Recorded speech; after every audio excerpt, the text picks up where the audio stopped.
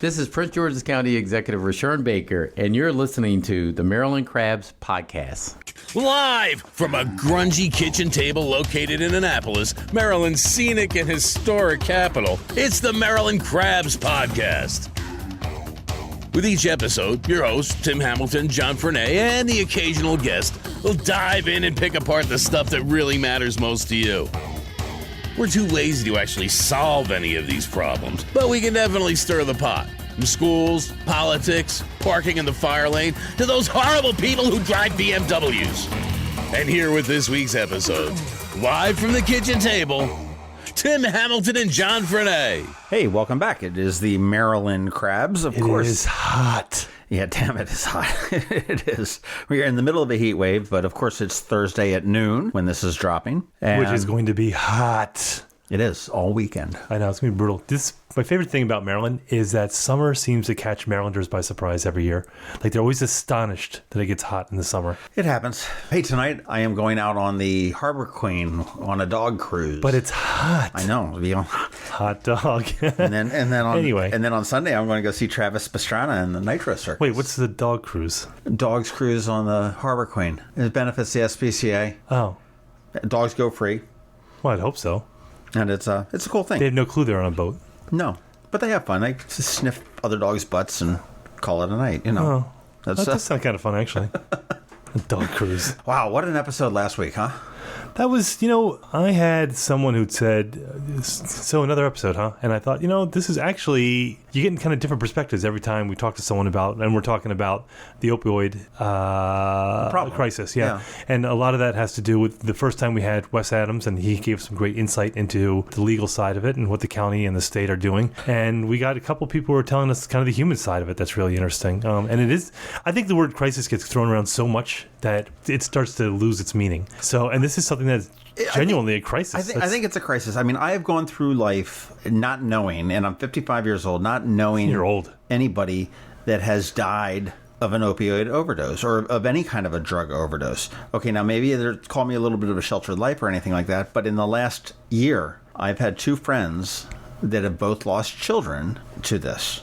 In a year. I've known a bunch of people who are middle class, great jobs, everything's fantastic, and they've had problems with it, after knee surgery. It's very easy to get hooked on this. It's very insidious, and that's why whenever I have a very addictive personality, so whenever I have anything like that, I don't take the pills. Oh, it scares the hell out of me. If I don't know what my body would do to it. But I'd received a phone call. Or not a phone call, an email on my super secret private email about that episode, and they said that we didn't take it far enough. And I said, well, we really try to keep to an hour for the most part. And this was a person that said, I would like to really know how her parents dealt with this. Yeah, that's interesting. And how did they discover it? How was it discovered that she got hooked? Not just, I got into high school and fell in with the wrong crowd, but how did her parents see it? How did her parents react? What steps specifically did her parents take? I think it was a valid question. Good. Well, I think because every family is different when it comes to that respect. I mean, I've known a lot of people who have substance abuse problems, and it's mostly alcohol, and I've known a lot of people. And the signs of the abuse are pretty obvious. I mean, something's up. You don't know what it is exactly, but something's wrong. They're acting differently. There's just, especially if you know somebody. But if you're a parent, and I'm a relatively new parent. I have kids who are 12 and 13, and you just never, whatever age they're at, is the first time you've had kids that age. And I've had issues with the kids like anyone does, whether it be at school or something else. And that pit in your stomach that you can't describe to people who don't have kids, just of helplessness, or you want to fix it. But I can't imagine every time I looked at Jen, I was thinking about my daughter, just because she reminded me so much of her. And I'm thinking, what would you do? You would like to think you handle it with sort of aplomb and that you know what you're doing, but you don't know what you're doing. There's no parenting guidebook, but it's just very interesting to see. And I could tell when you were looking at her, it's all of a sudden like her face morphs into your daughter's face, and it's like, well, wait, And I think that especially powerful that you live in a relatively affluent lifestyle when you look at the greater scope of things. And it is that. Oh, no, it couldn't happen to me. But it was weird. So I met with someone today, and actually she's been sober for 17 years, and we were meeting about something totally different, and we got to talking about it because she'd heard the podcast, and she said something. Well, she said, I saw your comment on Facebook, because, I don't comment on newspaper stories and anything anymore, but if a story comes up on Facebook, I am going to comment on it. And it was on, I think it might have been ABC News or something like that. It was a story about, and we talk about it in our podcast, the next podcast you're listening to right now. We talk about this chief of police in Ohio who's ordered his officers to stop carrying the Narcan. Stand down on the Narcan. On the Narcan. So people were commenting on the story, and this one woman wrote, she said something like to the point of, they're filthy addicts, let them go.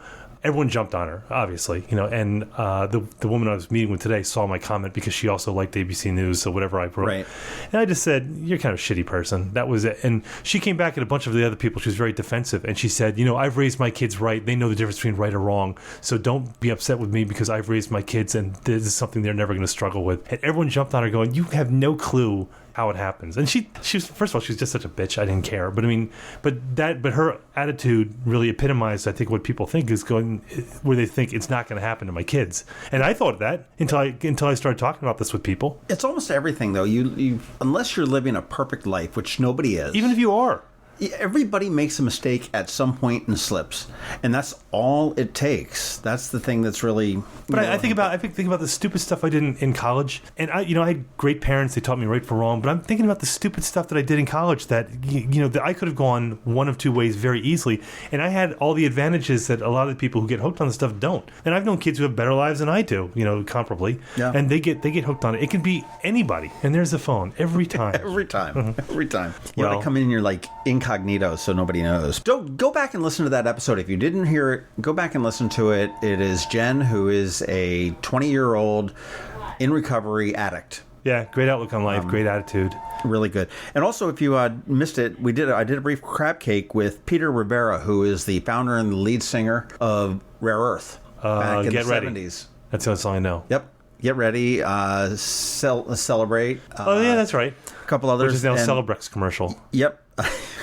Well, hey, you get older. But it's really interesting guy, real fun. A little bit of 20-minute crab cake we did, and he's going to be playing at the Ram's Head on Sunday. If you're hearing this, it's going to be Sunday, and there are a couple tickets still available on that, which I'm going to hopefully go to see, and that'll be a lot of fun, man. It's hard not to dance and tap there. White guy. A lot of new listeners, a lot of new downloads. Yeah, I looked at the numbers this week, and it was. And thank you everybody that's done that and gone into iTunes or Apple Podcasts and given us a rating and everything else. That's really good. All the ratings were really, really good. All 5-star except for the one that calls us unlistenable. But they haven't listened to us lately. No. They said we interrupt each other constantly. But anyhow, we don't do that. I don't. Fair. Get over it. We are going to talk a little bit later on to Chief Scott Baker, who is the new police chief for the city of Annapolis. We'll get into that. Where can you find us online, Tim? So you can find us on Facebook. We have a group and we have a page. So just Maryland Crabs. Find us there. You can find us on Twitter at MD Crabs Podcast. You can find John at Ian Annapolis. You can find me at Tim Hamilton 47. You can send us an email at info@themarylandcrabs.com. You can go to our webpage, themarylandcrabs.com. And of course, you can find us on Google Play. You can find us on Apple Podcasts, where you can subscribe, which is great because you don't have to think about it. Fresh new episode is delivered to you every Thursday at noon. And give us the rating, give us the stars. That really helps us with the search algorithms. It really does. Because of John's hard work, you can find us on Alexa and what's that on Alexa? And because you screwed up, you're going to be able to find us on YouTube this week, too. Oh, yeah, look at that. But anyhow, I'll tell you, right after this break, we'll get right into it with new Annapolis Police Chief Scott Baker. Stay tuned. This is a good one. Hi, this is Anne Arundel County Executive Steve Shue. We hear the headlines every day. Heroin, fentanyl, even elephant tranquilizer. But addiction usually starts with prescription drugs. Don't be silent about this problem. Talk to your children. Ask your doctor to provide only the minimum number of pills necessary. Go to denialisdeadly.org right now for the tools you need to stop heroin addiction before it starts. It's the most important ring you'll ever have. It's the one that goes on the third finger, left hand. It's the engagement ring we design and create for a couple in love. It may not be the biggest diamond you'll ever own, or the most expensive. It might actually be quite modest. But there will never be a more important one. Look at what it's saying, and we'll say, forever. This is one of the delights that comes with doing what we do. Being part of all that here at Zachary's Jewelers. And with 6 designers on staff, there's nothing you can imagine that we cannot create. If you'd like to design your engagement ring with us, come to Zachary's. Zachary's. Online at zacharysjewelers.com. More than a jewelry store, a jeweler.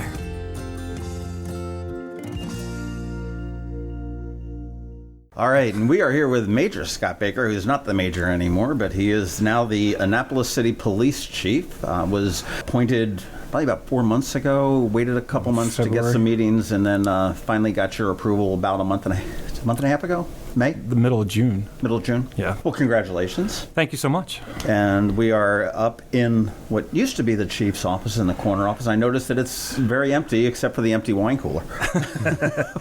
It is empty. I feel there's kind of a disconnect between the third floor and the operational floor, and I'd rather be on the operational floor, everybody.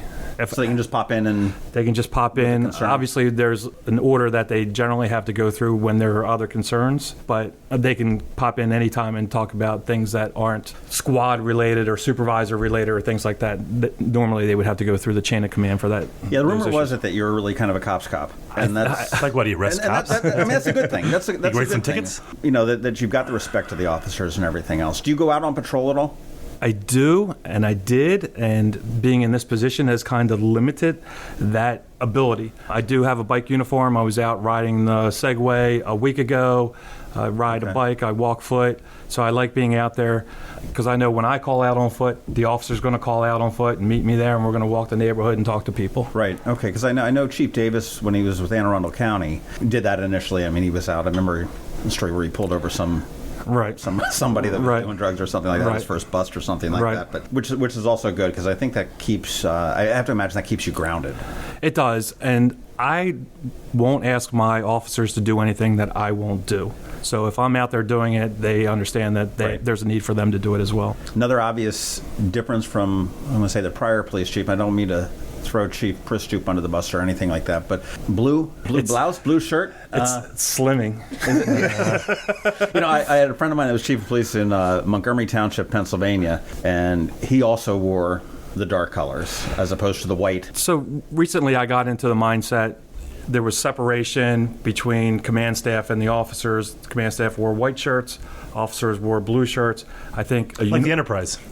I think uniform is uniform. You look at the state police, you look at other police agencies, they wear the same thing top to bottom, and I thought that's where we should be. And it's just the difference of the accoutrements that go on to it. Correct. My friend up in Pennsylvania had a different aspect. He said when people go to shoot cops, they go for the white shirt. Right.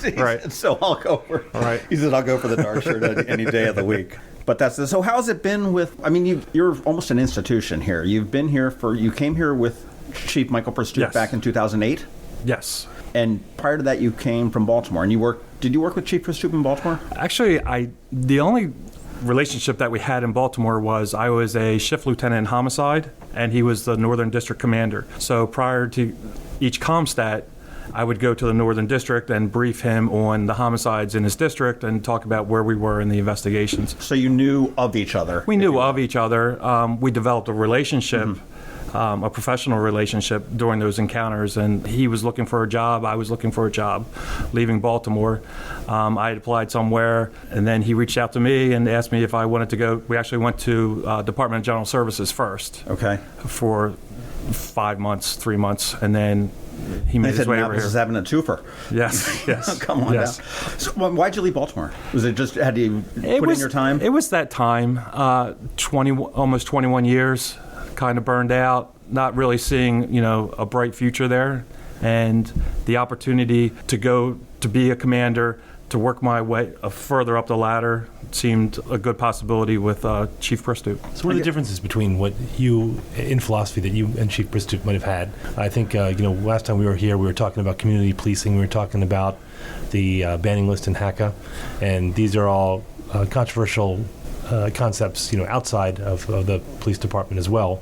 But, I think we talked before that there has not really been a crime increase. I mean, we've had some spikes here and there only because statistically in a town this size, one or two, or one murder can throw your statistics off completely. That's a 200% increase over this time last year, for example. Right. But the perception is, and it's at the top of everyone's list, is that crime's a problem, crime's an issue. And you can show all the statistics you want and everything, but people still won't believe it because they say, well, if there's not a crime problem in this town, how come my car got broken into? So I think the biggest difference is I'm not a statistics guy. Statistics don't tell you how people feel. So I want to deal with perceptions as opposed to, yeah, the numbers are down, we're looking good. But if you're not, just like you said, if you're not feeling good and you think that crime is an issue, how do we address that? And people get angry if you tell them that their perception is not the reality. Exactly.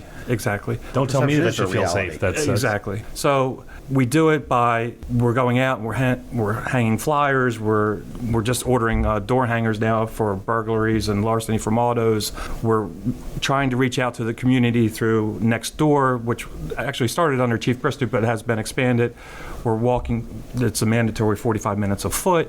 We call them frequent checks. So in certain neighborhoods, we know that they have to at least drive through, make an appearance, observe what's going on, and if they need additional resources, call in additional resources. If not, let's go on to the next community, answer the next call, interact with the next citizen. So what about HACA? Because that continues to be an issue. I mean, I think there hasn't been any major incidents in the last few months, I think. And no, we've always said that, that most, not all, but most of the violent crime has some sort of a tie-in in or around around Hack. I mean, if it may be something up on Upper Forest Drive or something like that maybe Correct. somebody was going into to buy drugs or something along those lines, or it happened in the community itself. So it's been a point of contention with the mayor, with the police department, with HACA, when at some point a business has to take control of what's going on in their business. Now, you can argue HACA's not a business, but if you... It's not a municipality. Right. So I look at it as a business, and they have to do more. And so what I've asked the new director is, your staff is going home at 4:30 Monday through Friday, but yet all of these incidents are occurring at night. You have big parties. You've got the cover of darkness, too. You have the cover of darkness, but no one is there to enforce HACA's rules. If you enforce HACA's rules, then maybe you start to see the lessening of crime and incidents in their neighborhood. It goes to the heart of the broken windows theory. Small things, broken windows, trash, loitering, lead to bigger problems. Giuliani subscribed to that exactly back in the late 90s, and like him or not, my brother lives in New York, and he said, look, like the guy or not, you could go walk around at night, or you could go through a green light as soon as it turned green because there's no one blocking the box. So, right. And the critics of that saying you can't have this draconian response to every little thing. And his argument was, well, every little thing leads to the bigger picture. It's not necessarily zero tolerance espousing. It's address the rules. You don't want people on your property. They can't smoke in the hallways. Address that issue. They can't barbecue on the patio or on their balconies. Address that issue. You address the smaller issues, it may take care of the bigger issues. So that's what we're asking them to do, is participate, work after hours. They were concerned about big parties on Friday nights, so we partnered with them last Friday or the Friday before, and they had 3 people out there, and we put 2 officers up against it, and we walked the neighborhood together. Well, I think community. I mean, it sounds like you're a fan of the community policing, the getting out there. I mean, I think the days are gone of having the cops swinging the nightstick, walking up and down the street, whistling. Although that'd be kind of cool, though. Very Norman Rockwell-esque. Well, I do too as well. I mean, I think with an Irish accent. You get to know the cops in your neighborhood. Exactly. I often said that one of the best law enforcement tools you guys have that's not law enforcement is the post office. It's a gun. Oh, wait. I mean, my mailman, he can tell me who's screwing who and whose dog's sick and everything. It's funny because, I walk my dog every morning, and you're just in that neighborhood and you're walking around and you get to go, well, they must be on vacation because they put their trash out on Sunday when this pickup's not till Tuesday. Yeah. And you notice those things in the neighborhood. So it's interesting. I mean, is HACA doing, and obviously they need to do a better job. And I think also if you squeeze it, and you're talking about like the open window and you squeeze the crime and you put the squeeze on it, is this just like a tube of toothpaste? Is it just going to go out someplace else? Or are you pushing this off to Glen Burnie or to, Freetown? Hey, if I can push it off to the county, I'm good with that. But you have to... So crime's toothpaste? What's that? Nothing. You have to worry about displacement. And so as you're successful in one neighborhood, you might want to expand your patrols and keep an eye on what's going on. But I'm all about displacing it to another jurisdiction. Chief Altamari may not like that, but that's the way it goes. You're going to put the squeeze on people. They're going to leave and do their dirt somewhere else. And eventually they'll end up in Florida, then they got nowhere to go. And you can just capture them in Miami. Rick Scott. Couldn't happen to a nicer guy. Okay. Let it go. Now, what about the banning list? Because that's obviously controversial. I know the ACLU was not happy with the banning list. A lot of the activists in town thought that put an undue pressure on families in a community where family is particularly important, because that's been blamed for a lot of the crime. Personally, I'm a fan of it just because you know what the issues are, you know the people who are causing the problems, and it's a Principal Joe Clark sort of thing. Well, there were lean on me. There were ACL issues that were addressed, and then pretty much the banning list was disbanded. Right. And slowly they're putting people back on. They're recognizing the value of putting people on the banning list, but also having a method of taking them off the list after a certain time where certain conditions are met, allowing them to visit with family members, etc. I just had a meeting with the director of GOCAP yesterday, and we talked about the housing problem, and along with... Director of who? GOCAP, Governor's Office on Crime Control and Prevention. It was a meeting set up by the mayor asking for more funding for safe streets, but we also talked about how they could come in and help HACA develop a crime plan, maybe look for funding to address some of their issues, and a partnership with the police department. Do you think HACA's just put a Band-Aid on? I mean, they've got an executive director who's an attorney that's admittedly just here for a year. And I know that Chip Jordan was only, I want to say marginally capable. I mean, he's a wonderful guy and he's wonderfully capable, but in that position, I don't know that he was the capable person to run HACA as an executive director. I mean, everybody... Well, he wanted to run it as a business, being that his experience came from business. To a point, I mean, but he was only there for a couple of months. I mean, you cannot do Dave Darrell's job in Public Works. No offense to you, but I mean... But you don't know that. What do you know about roads? I know that I drive them and they're very bumpy. All right, so John's right on that one. All right, one for John.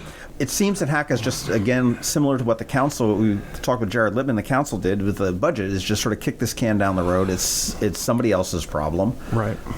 And it's not going to get better. I mean, I made a suggestion a long time ago to, why don't you look controlled access as far as to the buildings, or perhaps maybe even a gate into some of the communities. And everybody came back on me saying, oh, what, now you want to imprison us? And I'm like, no.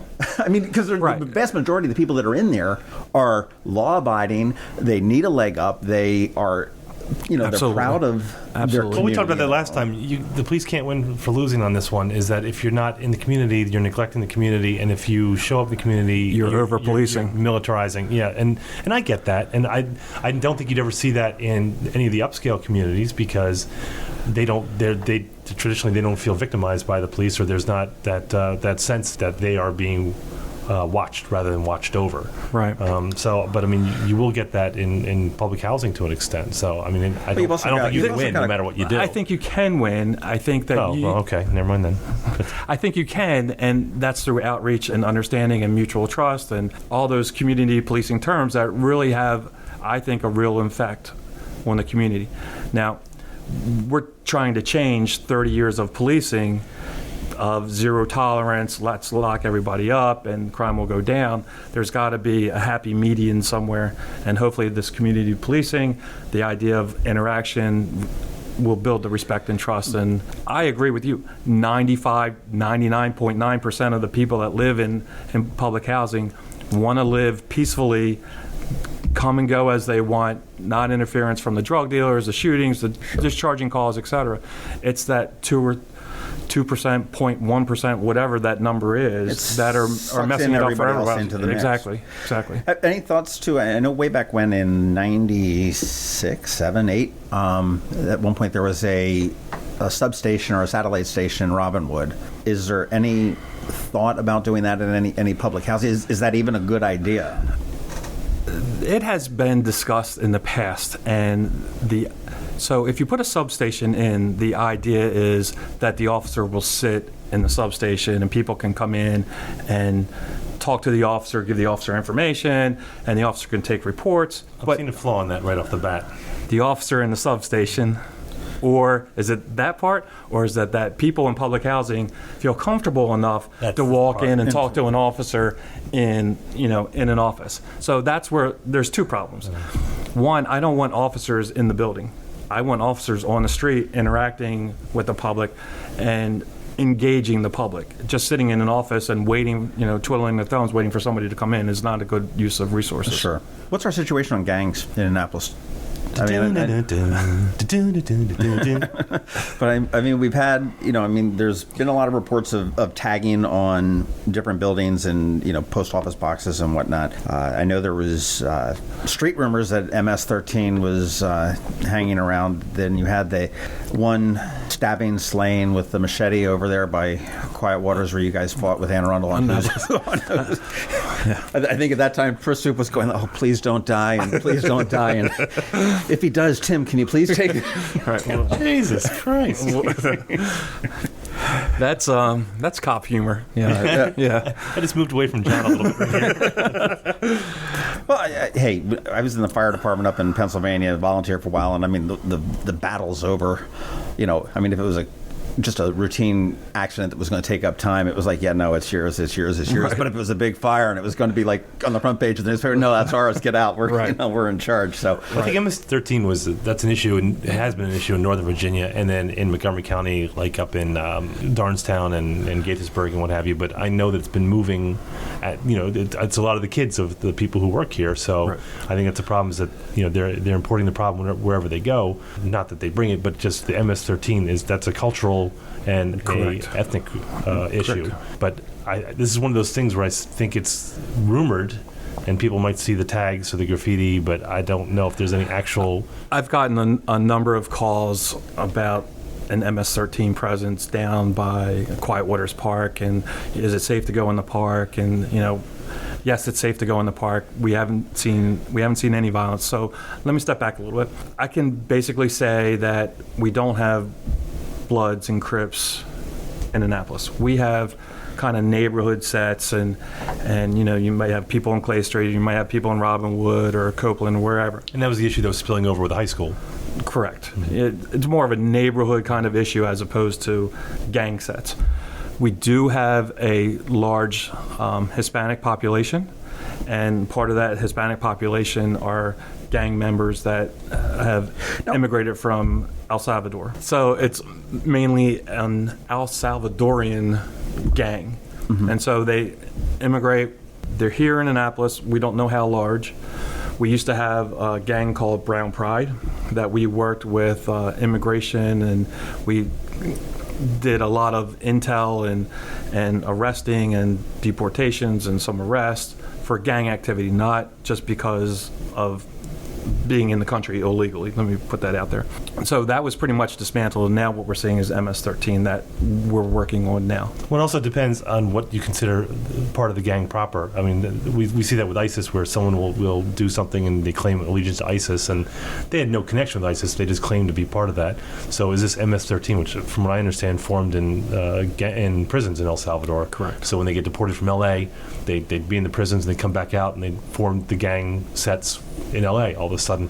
So is this really MS-13, or is it just kids who are the children of the immigrants who form the sets here? So which doesn't make them any less of a problem, right? But they have an organization, or is this just a clowns by the woods sort of thing where people are panicked by something that doesn't really exist? I think it's a little more serious than clowns by the woods. Well, we don't know. Clowns can be pretty serious. Sir. Let's not discount that. If I see a clown by the woods at night, I'm going to be a little freaked out. Okay. Understand. What the hell's a clown doing there at night? Just, no balloons, no circus. It's a little more serious than that.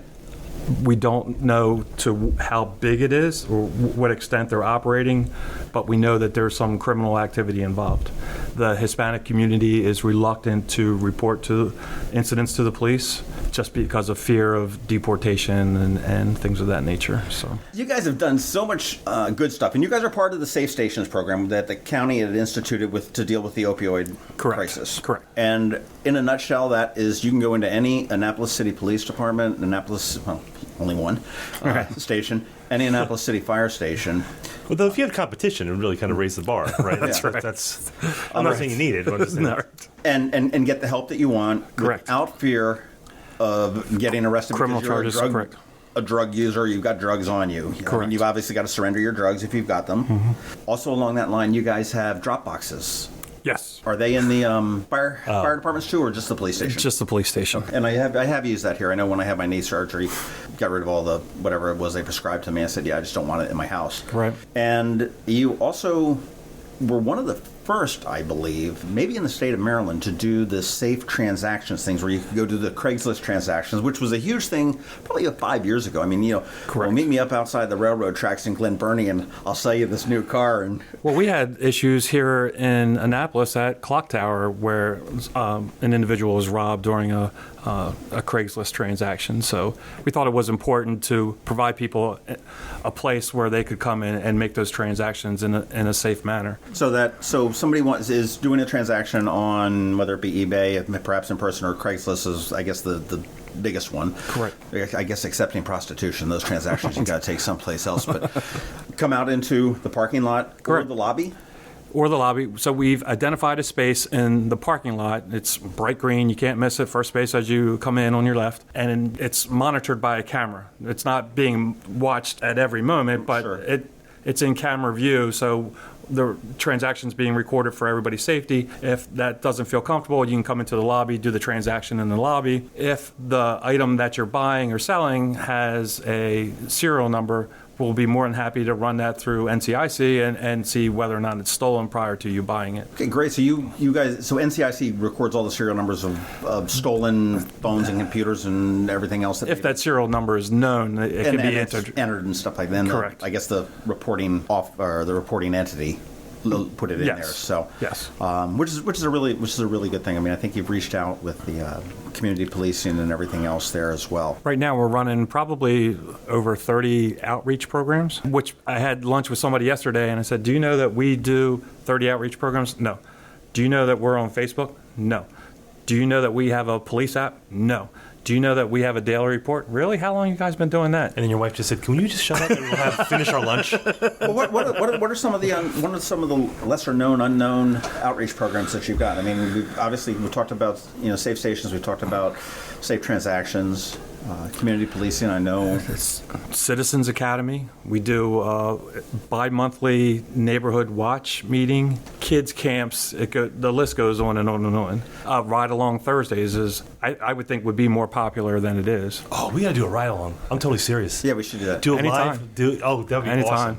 Might come Gets up me out with of the house. Like Cops Live or yeah. Can I have a gun? Can I hold your gun? A red one. I somehow think. We'll give you a red one. That's a training gun. I did a ride along with the county, and it was one of the most boring things I've ever done. I mean, we had a couple traffic, and it was in North County, so you'd think it did, Really? And I would have rather them. I mean, I'm not looking to be put in the middle of a gunfight or right? anything like that. But it was, there was one where they went and did an arrest where, they gave a guy time to hug and kiss his wife, and then he just sort of walked in and, he spent some time in Pizza Hut. I had a friend who worked on Cops. He worked in TV, and he said for the half-hour long show, he goes, it is like weeks of nothing. Right. He said you're seeing Right. all the best parts of it. Exactly. He goes, we'd go nights at a time where it was just, there's a dog barking, we gotta go check on that. Right. Well, right. Which is good. I mean, what I would have liked to have seen was just, even if the stress level of the cop had gone just up a little bit. Okay, well, this is something unusual. It's probably going to be fine, but it's, and it just wasn't. It was, It's like Ghost Hunter. I know it's, I was amazed at how much information you do know before you stop a car. Right. You've got a picture, you've got, are you supposed to be here and everything else, Right. which Suspended license, etc. Stop downtown on a Saturday or Friday night at 2:00 in the morning. You'll see action down there. Yeah. The stress level goes up. I And know one particular bar that you just go to automatically, and it's going to be a problem. That is true. I remember the incident you guys had a couple of years ago, and I don't know whether it was when you guys were here with the, I think it was the Air Force wrestler. It was on Halloween. I vaguely remember that. And there was a disruption, and one of the bike officers came down, and he looked like everybody else that was dressed as a cop on Halloween. Oh, no. And decided to try to break it up. And one You're of the not guys a cop. was You're an not a Air cop. Force Right. wrestler who apparently was like the number 4 in the country. Right. I do remember that. took care of it. Right. I'm sure you got a... We had a cop show up to our bachelor party once because we were making too much noise, but it turned out to be something different altogether. Not Danny So, DeVito from you're out- Friends. Do you remember that one? Yeah. But how is It was the... Officer Candy. Yeah. How, Amy's just giving me a how look. is the, Nice. the relationship between the council, mayor, we'll say the administrative end of the city, and the police department? I mean, are they responsive to your needs, do you find, as a whole? I think so. Especially the mayor gave us an additional $1.25 million at the beginning of the year to hire 10 additional You know it's an officers. election year, right? Yes, I do. But so that actually brought us up to the numbers that we were supposed to be at under the adequate public facilities law.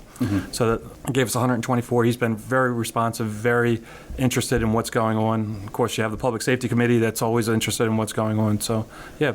Well, with the additional 1.25, and that was like a one-time injection. No, it's continued.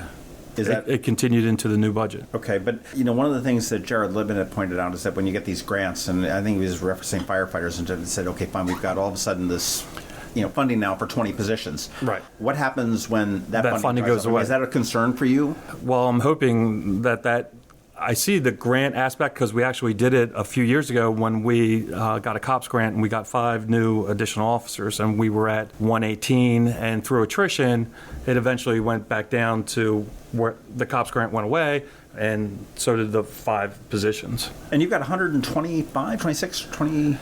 We have 124 positions right now. We're at 111. Okay. And and when you say 124 positions, is that sworn, badge-wearing, gun Sworn top carrying? to bottom, including me. I'm going to presume that the receptionist downstairs Correct. is not considered sworn. She is a civilian employee. Your Correct. dispatchers are civilian employees for the most part? We have about 41 civilians, so Okay. our total number is about 165. Okay, and that's for the department there. Correct. And I'm looking at your badge here with all the the new fancy badge, and that's, you guys are celebrating 150 years now. It is, and it's Must have been a lawless time before that. yes. So A lot of witch burnings. So we are celebrating 150 years. Every month we're doing something a little bit different and try and get public involved one way or the other. Last month we just had an open house for the first time. That was successful. That we're going to make an annual event. With everything going on in Annapolis in June on a Saturday, we got about 300 people through the door, which we thought was a big success. We were up against East Puerto Rockin, so Right. East Puerto compete. Rockin is fun. And the Corvette. Did you guys think about having beer here? Because that worked very well for Yeah. them. If you guys had beers and bands, I think you'd probably make a little more headway. About non-alcoholic beer and bands. Non-alcoholic beer and Christian rock. That'd be... Drink some non-alcoholic beer, get into a fake fight. I want to talk about something that 2 of your cops, Taylor and... Fideli? Backpacks for Love. Oh, okay. No. Yeah. We call him Tom, Tom, right. but Call him he's Tom, but Okay. he also goes by Taylor. By the way, did we introduce Amy? Did everyone hear that voice piping up? That's Oh, yeah, Corporal that's Amy right. Miguez? Amy Miguez, Corporal Amy Miguez, who's the spokesperson for the police department, and she... She's the babysitter in the room. Every time we say something inappropriate, she gives us a stern look and reaches for her gun. Gotta keep it clean. And also Chuck Bielfeld.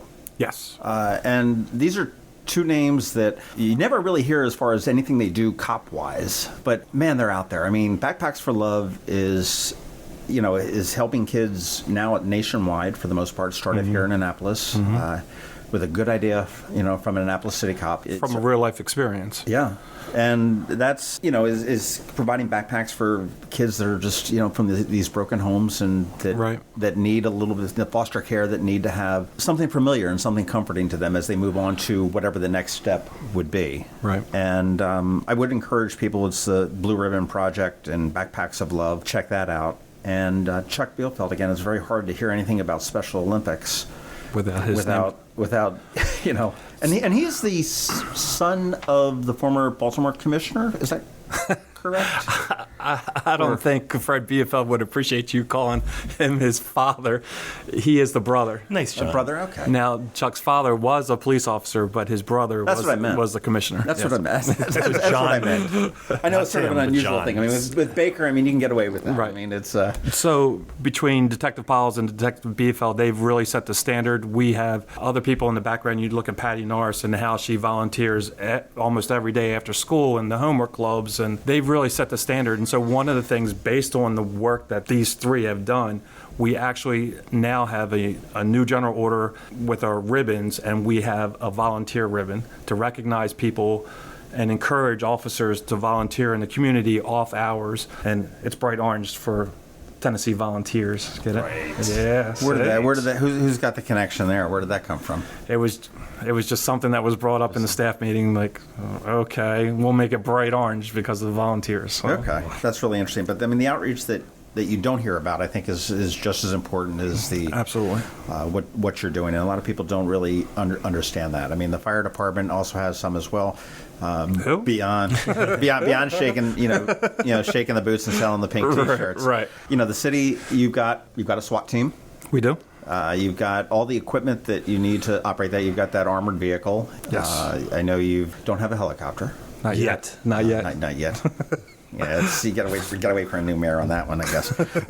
You now have a patrol boat, or We've had a patrol boat for 5 years, 6 years. Unfortunately, it's been under wraps for the last 3 due to budget constraints. Well, I'll take the wrap off for you. It's no problem. Well, the wrap is off. It's back in the water. Gotcha. So we're and good. what is now?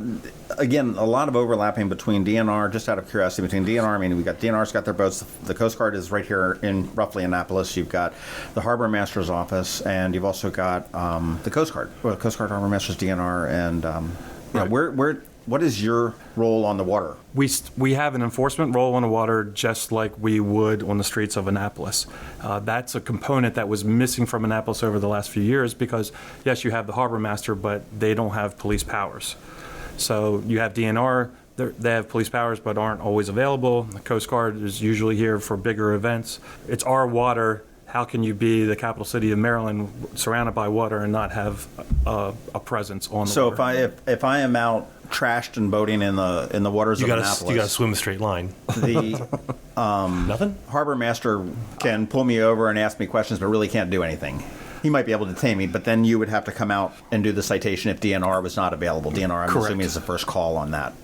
Well, we would be. It depends who's available. Mm-hmm. Hopefully, if it's the harbor master, we're the first call because they're a city agency. And you're close there. Correct. Glad to get rid of parking? Yes, it's nice now. You get all these complaints, and you go, "Oh, you need to talk to Jason at SP Plus. You need yes." Very good. That's sort of along the, well, if the crime problem goes away and goes up to Anne Arundel County, that's cool. Right. It's somebody else's problem. Exactly. I know it was always a tax on the department to court appearances and overtime and everything else. Overtime is always a problem. And as a person that's owned a business, I don't understand how that's always a problem. I get that you're operating at an incident that goes longer, and that's going to do that. At some point, you've got to know, after so many years, to be able to say, we have X thousand hours overtime, and to have that budgeted in, or is it just a shell game that we're playing with the the council? You have officers out on disability, or you have again, it's somewhat consistent. I mean, when you sit there and you look and say, okay, we're $1 million over, Well, fortunately, we've never been $1 million over, but we've consistently run about 1.2, and a lot of that $1.2 million goes to court time and special events. When you look at the number, it's consistent through 4 or 5 years, but we get budgeted for $750,000, $800,000, and then what happens is you get new events placed on top of it. Nitro Circus, the Ravens coming back this year. Okay. And the hockey game. So that's going to be a bigger drain on our overtime budget. Aren't they reimbursed? They are reimbursed in the past, and let's say a Navy football game, that money goes back into the general fund and not back to the police department. So what happens is when we go over, they pull that money out of the general fund and pay for the overages and the overtime. Yeah, there's some funny stuff going on there. Yeah, Navy gave us $100,000. Okay, we'll give it to you. Right. So the new idea with Nitro Circus and the Ravens and hockey is that money is going to go into a revolving account that we can start drawing out of to pay for other events that come up. All right, so that is being addressed. How bad is the opioid problem here in Annapolis City? I know that the last time when we talked to former Chief Pristoop, he had said that Anne Arundel County, which would include the city, was the third most deadly overdose type entity in the state of Maryland, behind Baltimore County and Baltimore City, I believe. Right. The numbers are high, and maybe Amy, I don't know if, sorry, I don't have the numbers in That's front why of she's me. here. She got all those papers in front of her. Right. I actually don't have the current overdose numbers just for Annapolis, Oh, but Amy. this year we have not had the same amount of fatal overdoses Correct. so far as we had last year. Now, Annapolis is small, so it's hard to judge our numbers. When you look at county as a whole, they were seeing a much bigger increase in their overdoses in general. And again, even though the number of overdoses has increased this year, that fatal number was decreasing, and that's probably due to the prevalence of naloxone. Both the officers, we've been carrying it for quite a while, county's carrying it, and now citizens are getting trained through the Department of Health to administer it as well. So I think that's why we're seeing the decline in fatal overdoses, and hopefully we'll see a start in a decline of the non-fatal. Did you guys see that police chief in Ohio who said Yes. that they're not going to carry the Yes, Narcan? I don't know how that happens. That's crazy. That's in Yeah. case you haven't heard. There's a police chief or maybe sheriff. I don't know. I think which. it's a chief. And he said that it's that he doesn't want to respond to the overdoses because people make personal life choices, and he's not going to waste resources. And some have, And I guess the excuse or the reason that he cited is that he said that oftentimes when people are brought to with a Narcan, that they are that they might combative. They're combative. I don't know if that's true or not, but that's the reason that he's using. So they're not going to. He said we I've heard will that not too, do that this. there's nobody that comes out of a unconscious state that's not swinging. I wake up my wife. She does that. Yeah. It's not that bad. It does happen. Mm-hmm. I mean, you're going from an unconscious state, a stupor, to Yeah, what the hell? you're wide awake and you don't know what's going on, and so the expectation is that there's going to be swinging and flailing. Sure, it's fight or flight. But I think it was Right. it was a political statement on his part Right. in Ohio, which is, Right. from what I understand, is particularly hard hit by the opioid crisis. So that's, but politically, I think that's a fairly popular move there, maybe. But I mean, that was the reason he used. Well, what do we need to do to get a better control? I mean, we've made some solid steps, both on from the state level, the county level, the city level. We've de-prescriptionized, and that's not even a word. But Narcan, I can go into CVS and I can Right. buy a dose of Narcan, Right. Which is not the cheapest thing to buy. Correct. As a citizen, but or as a good Samaritan, which we are protected. But obviously that's going to help. The safe stations is going to help.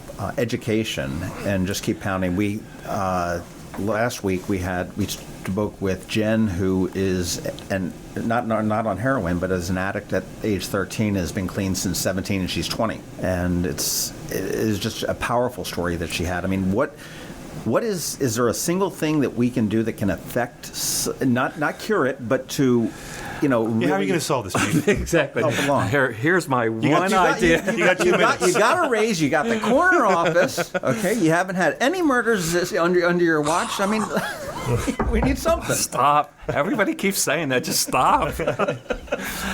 There is no one single answer.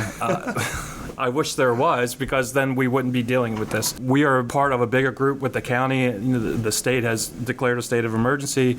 We're working with the county, the police department, the health department. Everybody is meeting, and there are different levels of, there's executives and then operational. There's no simple answer, and we're still trying to find that. You're not going to take the drugs off the street totally. You're not going to arrest your way out of it. It's going to be a treatment process and an education process. I think is the only way it's going to work. Have you think tried it's gonna hugs? Do you think it's not going to get drugs? worse before it gets better? The way things are going, I think it's going to get worse. There's got to be a rock bottom, kind of like an addict goes through before recovery. Well, that's pretty much what it is. I think Maryland and Anne Arundel County have handled this extremely well, all things considered. I mean, I've looked at the way that other states have Well, handled their it. overdoses are up, their deaths are down, which is The county has been recognized by the state for being way ahead of everybody else in the response to the crisis. they were way ahead of everybody else as far as deaths and overdoses too. So I mean, they almost have to be. But I mean, it's a really wicked kind of a drug to deal with, because it's not easy to shake. I mean, I had a friend of mine whose son passed away, and it was because he was actually joined the Marines, got clean, was being tested all the time and whatnot, came back on leave after 3 years and relapsed and had a fatal overdose. We all know somebody. My brother-in-law was an addict, and actually he was in rehab, a great place in Brewster, New York, where he spent 4 or 5 years, and has been clean ever since. But we all know somebody. Right. But even when you're clean, it's just the razor's edge, because anything Correct. could push you over. Correct. I quit smoking 10 years ago. That's not nearly as bad, and I could get a hangnail and I'm back. That's Where are you from originally? Baltimore City. Okay. There's the accent. All right, Chief. Well, I think we've taken up a ton of your time, which was mission accomplished, right? And thank you very much. And I appreciate the conversation. Yeah, and anything that we can do, whether it be through here or through Ion Annapolis or whatnot, I mean, we're always here, and for the most part, tend to be on your guys' side. And they may not have told you, Amy might not have said this, but we get the friend of the chief card, so every time we come in, just, when we get pulled over, so we can take care of, Amy wants to take care of that. And Amy takes us out for ice cream after every time we come in. I don't know if she told you that either. So. Well, that's surprising because we put in a request for a soft-serve ice cream machine in our budget, and it was turned down. Oh. Well, Sally, I'm just noticing on Amy, we're like being videotaped. Oh, it's not actually on. So these are our new. I have our new body camera on, and it. Can I borrow that? I got an idea. No, we'll have to take them home. But that's again, that's something we didn't mention. That, and now all of your officers have body cams, or getting everyone except for two or three, and just because of vacations, military leave, and stuff like that. And that's so they're on the street. Is that all patrol officers? That is everyone. I have one. Okay. So when I go out, I put it on. God, I love and that's that's a great protection and a great asset for you, as well as the citizens. As a community. Yeah, absolutely. That sounds great. I appreciate your time. Yep, we had a great time. Thanks for having us in. Anytime. And that was Chief Baker. That was a good talk. Yeah, it was. It's kind of neat that he wears the blue shirt and not the white shirt, and he's not in the chief's office. No, we did this in the chief's office, and it was empty, except for the empty wine cooler. Right. He's a good guy. I like him. But I like Chief Pristoop too, so I don't want to pull favorites. Yeah, no, I mean, I think Chief Baker is, and I mentioned it when we talked to him, is he's a cop's cop. Yeah, and he does have a lot more respect, from what I've heard from officers on the street, than somebody that just sits up in the in the corner office. Well, I think when you get in any of these positions, like police chief, fire chief, whenever you're leading a group of people like this, is that you are I don't want to say politician, that's the wrong word, and bureaucrat's the wrong word, but it is a political position that you have to be able to secure the funding, so you have to have the relationships with the mayor's office. You're appointed, but you've got to tread very carefully, because you can go at a heartbeat's notice, as Chief Pristoop figured out. Right. Well, yeah, you can go very quickly. That's and frankly, I think sometimes in those sort of positions, mainly the police chief, I can't think of another position where it's more obvious. But if the citizens of your municipality feel that they're unsafe or feel that there's a problem, the only thing that you can do as mayor, and I'm not saying this is the case, but the only thing you show that you're taking action is to change coaches. Mm-hmm. There's not a whole lot more you can do, because you can say, all right, now we're going a whole new direction.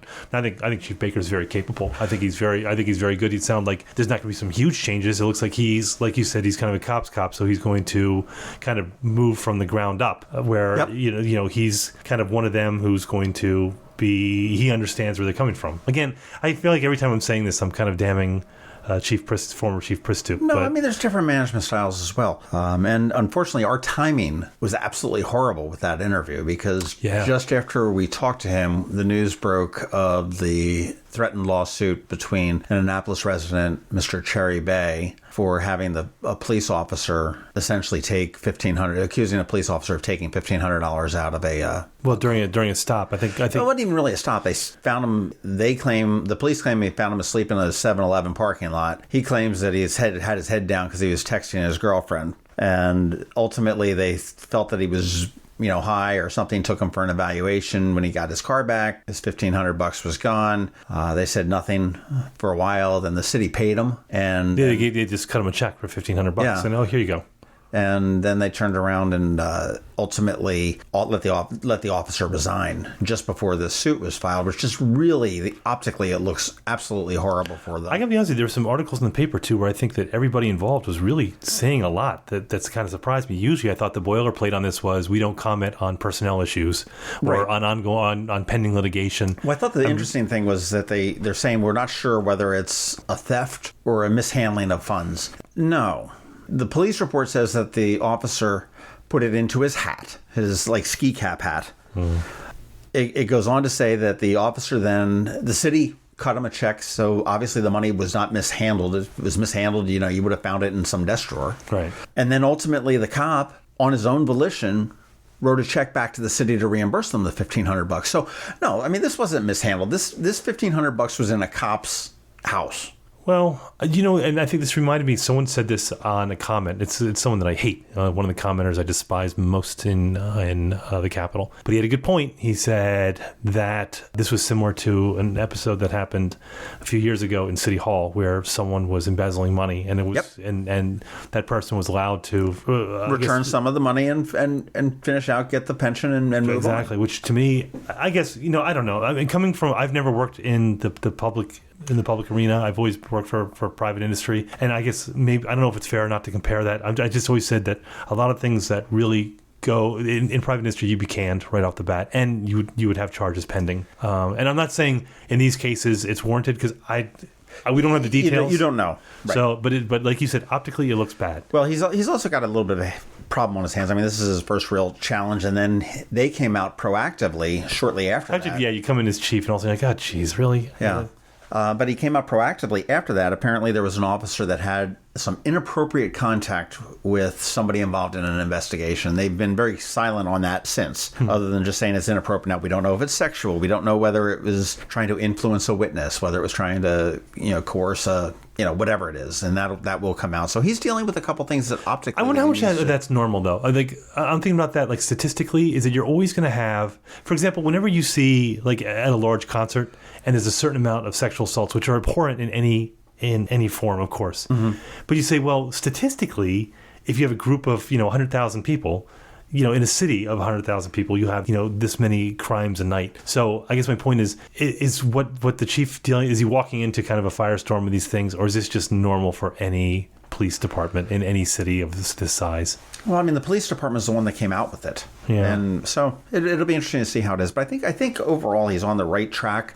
We talked about, the gangs. We talked about the drug problems. We talked about the perceived violence and getting out into the neighborhood policing. I love the thought of going out with a podcast on a ride-along. That would be pretty cool. I'm serious about that. That would be awesome to go on a ride-along. Yeah. I've done it before. It was okay, and you said yours was kind of boring, but maybe we can pick a good one. But I think that around Halloween, let's go like at Halloween. You know that it's happened. We ought to look into that.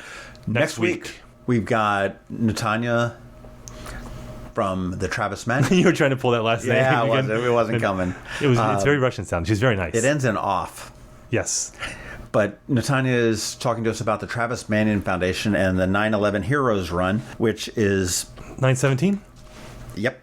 Look at that. I think I got it. Look at that. John just scrambled he went to his pile of papers, and he was just coming up blank. It is. And he just picked up a giant receipt and said, nope, that's not it. Learned an awful lot about Travis Manion, the foundation, what it does, and this run, which is going to be just another exciting run here in Annapolis. And it's not just a run, it's a party. Yeah, it's huge. I mean, the group is really getting really big. I hear that name all the time now. Mm-hmm. But it was a really cool story. She was really good. She was great. So it'll be good to. I'll go to it, but I'm not going to run. It's just not me. Yeah, sure. They got beer there. I like beer. I love beer. And I've been busy on the phone. I've been speaking with most of the aldermanic candidates, and we're trying to schedule our little crab cakes with all of them right now. I've got 6 of them scheduled right now. So between now and the middle of next week, and our intent is to have them all done by the end of the first week of August, because everybody has to file to run for office by the end of this month. Right. And so hopefully we can have them all wrapped up by the end of the first week of August, and then start to release them out to everybody so you can hear who it is that you're going to be voting for, I guess. Yeah, and I got a couple of crab cakes scheduled, and we're doing those this week, so we're gonna have a lot of content coming out. So we have our regular shows that come out every Thursday at noon, but we're also gonna have a bunch of the crab cakes, so don't miss those. They go quicker too. I guess they're only like a half hour, but that's as long as some normal ones. But because we're not even. I mean, I've done some that have been very, very brief, and then a couple that have gone as long as 20 minutes. I don't think I've approached the half hour yet. Oh, I'm going to do that easy. Yeah, I know. You just like hearing yourself talk. No, I don't. I don't like short podcasts because I listen to the podcast in the shower. And just because that's what you like. Yeah, so no one else cares. Everybody's got to be. But the thing is that if I shave in the shower, because I got this great shaving mirror from Bed Bath & Beyond, but I'm a very careful shaver, so I shave in the shower. So if I listen to a podcast between shampoo, soap, and shaving, and that's all, but all those things, I need at least a good 25-minute podcast to heat up the water, get in, do all the stuff, towel off, brush my teeth. You are such a girl. So 25 minutes is what I need. 25 minutes to get ready. Come on, I need. Well, when I'm shaving, I'm a very careful shaver. I need 6 minutes. Yeah, but you shave with a teaspoon. That's fine. Okay, let's end this one. Did you? Scott Schaefer said that. So there was someone posted on Facebook about listening to your podcast at like double speed. That's the way to do it. Right. And Scott Schaefer said, he goes, it's like listening to the Chipmunks Christmas. If the Chipmunks, except it's 20 minutes of the Chipmunks insulting Sean. I don't know that I saw that. We got to talk to Scott Schaefer. Got to find out what's up with him, because rumor has it that he's running for county council against Scott McMullen. Well, that's a rumor you're starting. Actually, they got Mike Christman, who's also running for that. So there could be a Republican, could be challenges but that's in 2018. But Scott's an interesting guy. We got to talk to him. But so let's end this one. And you, like you say, like Tim mentioned earlier, you can find us at themarylandcrabs.com, and you can get all of our episodes there. Follow us on Twitter at MD Crabs Podcast. You can Facebook. We've got the Maryland Crabs. Info at the Maryland Crabs will get you an email to us. If you want to follow me, it's I on Annapolis on Twitter, and Tim is Tim Hamilton 47 on Twitter. And if you want to give Tim a call, his phone number is area code 410. No. If I don't answer for my mom, I'm not going to answer for random people. But that's it, and we will see you next week. Later. This has been the Maryland Crabs Podcast with Tim Hamilton and John Fernay. Sure to follow them in all the regular places: Facebook, Twitter, YouTube, and online at themarylandcrabs.com. Take a moment to rate us on iTunes. Now, get the hell out of my kitchen. Seriously, go! You're still here? It's over. Go home.